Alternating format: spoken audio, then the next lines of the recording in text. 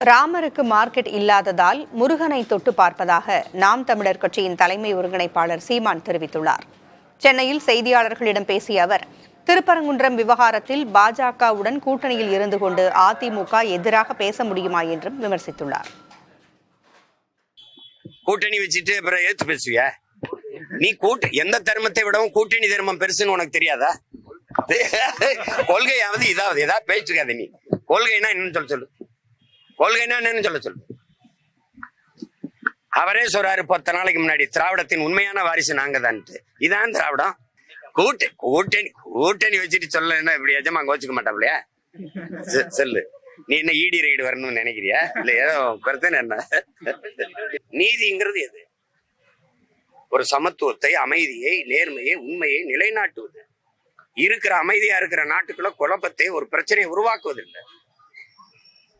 திடீர்னு எங்க முருகன் மேல உங்களுக்கு என்ன பற்று வருது? திடீர்னு இத்தனை ஆண்டுகள் எங்க இருந்தீங்க? ஏன்னா உங்க ராமருக்கு மார்க்கெட்டு போயிடுச்சு. அங்க பூரி ஜெகநாதர் எடுத்தீங்க, அங்க ஐயப்பனை எடுத்து பாத்தீங்க, இப்ப இங்க முருகனை தொட்டு பாக்குறீங்க. வேற என்ன? உங்களுக்கு முருகனுக்கு என்ன சம்பந்தம் இருக்குது? சொல்லுங்க, என்ன சம்பந்தம்? ஏன்னா ராமருக்கு அங்க மதிப்பு இல்லாம போயிட்டு, கோயில கட்டிட்டீங்க, அந்த பிரச்சனை முற்றுப்பட்டுருச்சு. அங்க அகிலேஷ் அயோத்தியிலேயே உங்களை தோக்கடிச்சுட்டா. அங்க செத்துருச்சு, அங்க முடிஞ்சு. அதுக்கப்புறம் மாநிலத்துக்கு இருக்கிற ஒவ்வொருத்தனும் எவன் பெரிய மதிப்பு வச்சிருக்க அந்த கயிறை இருக்கோ அந்த நம்பிக்கை தூக்குறீங்க. எந்த அயோத்தியை போல் தமிழ்நாடு மாற வேண்டும் என பாஜக மாநில தலைவர் நயினார் நாகேந்திரன் விரும்புகிறார் என்று திமுக எம்பி கனிமொழி கேள்வி எழுப்பியுள்ளார். எக்ஸ் பக்கத்தில் பதிவிட்டுள்ள அவர், அயோத்தி போல தமிழகம் மாற வேண்டும் என நயினார் நாகேந்திரன் பேசியிருந்ததை சுட்டிக்காட்டியுள்ளார். எந்த அயோத்தி போல தமிழகம் மாற வேண்டும் என்று நயினார் விரும்புகிறார் என்றும் கேள்வி எழுப்பியுள்ளார். கடந்த மக்களவைத் தேர்தலில் பாஜகவை படுதோல்வி அடைய செய்த ஃபைசாபாத் தொகுதியில் உள்ள அயோத்தியை போலவா என்றும் அவர் வினவியுள்ளார். நயினாருக்கு கவலை வேண்டாம், அப்படித்தான் தமிழகம் பல ஆண்டுகளாக இருப்பதாக கனிமொழி குறிப்பிட்டுள்ளார்.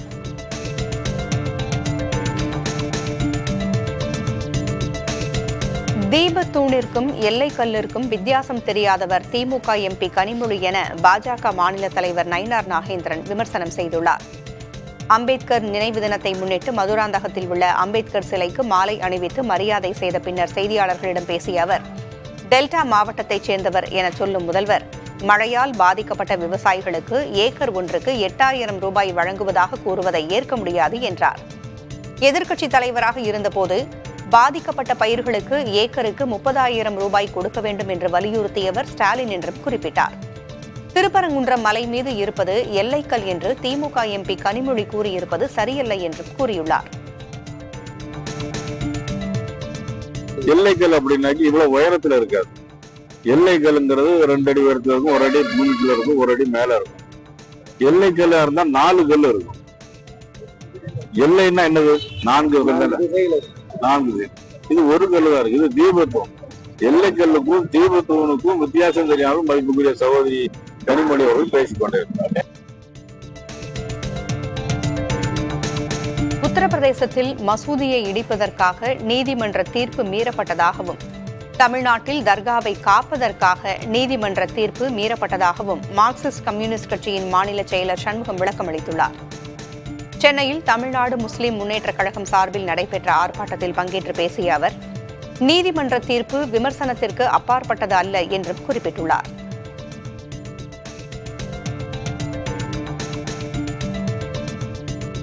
இன்றைக்கு திருப்பரங்குன்றத்தில் வழக்கமாக தீபம் ஏற்றுகிற இடத்திற்கு பதிலாக புதிதாக ஒரு இடத்திலே தீபம் ஏற்ற வேண்டும் என்கிற ஒரு தீர்ப்பை உயர்நீதிமன்றம் வழங்கியது. இங்கேயும் உயர்நீதிமன்றத்தினுடைய அந்த தீர்ப்பு என்பது மீறப்பட்டது.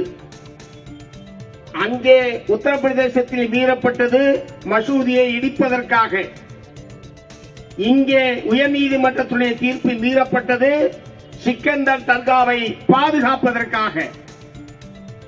ஆகவே இரண்டுமே நீதிமன்ற தீர்ப்பை மீறியதுதான். ஆனால் என்ன நோக்கத்திற்காக நீதிமன்ற தீர்ப்பு உத்தரவு மீறப்படுகிறது என்பதை அருள் கூர்ந்து நீங்கள் ஒப்பிட்டு பார்க்க வேண்டும். திருப்பரங்குன்றம் விவகாரத்தில் பாஜகவினர் முழுக்க அரசியல் செய்வதாக விசிக எம்பி ரவிக்குமார் குற்றஞ்சாட்டியுள்ளார். விழுப்புரத்தில் செய்தியாளர்களிடம் பேசிய அவர், திருப்பரங்குன்றம் விவகாரத்தில் தமிழக அரசு உறுதியாக இருந்து தமிழ்நாட்டை அமைதியான மத நல்லிணக்கம் கொண்ட மாநிலமாக பாதுகாக்க வேண்டும் என்று கூறினார். இதில் குழப்பம், பிளவு ஏற்படுத்த நினைப்பவர்கள் மீது கடுமையான சட்ட நடவடிக்கை எடுக்க வேண்டும் என்றும் அவர் கேட்டுக் கொண்டார்.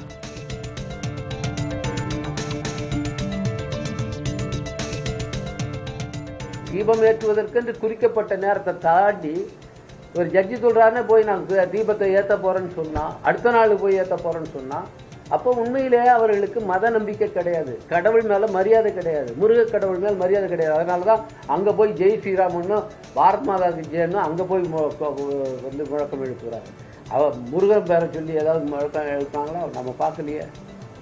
எனவே இவர்கள் முழுக்க இதை வச்சு அரசியல் பண்ணுவதற்காக செய்கிறார்கள், மக்களை பிளவுபடுத்த பார்க்கிறார்கள். தமிழ்நாட்டில் அதுக்கு இடம் கொடுக்க மாட்டார்கள். திருப்பரங்குன்றம் விவகாரத்தில் மனிதாபிமான அடிப்படையிலேயே பாஜக மாநில தலைவர் நயினார் நாகேந்திரனை அதிமுகவினர் சந்தித்ததாக அதிமுக முன்னாள் அமைச்சர் செல்லூர் ராஜு குறிப்பிட்டுள்ளார். மதுரையில் செய்தியாளர்களிடம் பேசிய அவர், மத நல்லிணக்கமே அதிமுகவின் கொள்கை என்றும் தெரிவித்துள்ளார்.